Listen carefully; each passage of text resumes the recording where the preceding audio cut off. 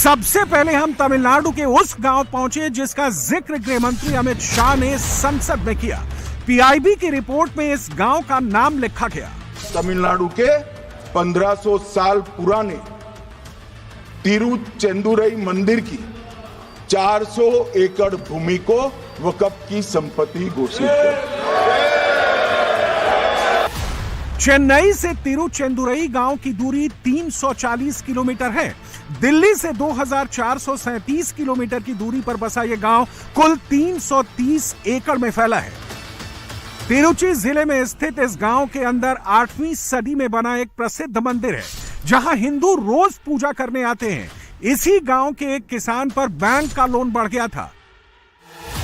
2022 में किसान राजगोपाल ने अपनी पुश्तैनी जमीन बेचने की कोशिश की, जिससे कि बैंक का कर्जा चुकाया जा सके। जमीन की रजिस्ट्री कराने राजगोपाल रजिस्ट्रार ऑफिस पहुंचे तो इस गांव को वक्फ संपत्ति होना बताया गया। रजिस्ट्रार ऑफिस ने जमीन बेचने से पहले वक्फ बोर्ड से एनओसी लाने की मांग की। इसके बाद रजिस्ट्रार ऑफिस में पूरे गांव को वक्फ संपत्ति होने से जुड़ा नोटिस भी चस्पा कर दिया गया।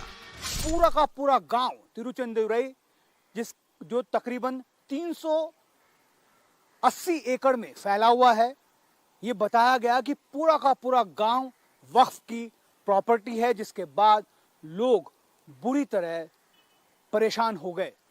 वहां पर रजिस्ट्रार ऑफिस में बाकायदा ये नोटिस लगा दिया गया कि इस गांव की जमीन को उस शर्त पर ही खरीदा या बेचा जा सकता है जब खरीदार या जमीन को बेचने वाला वक्फ बोर्ड से एनओसी लेकर आएगा।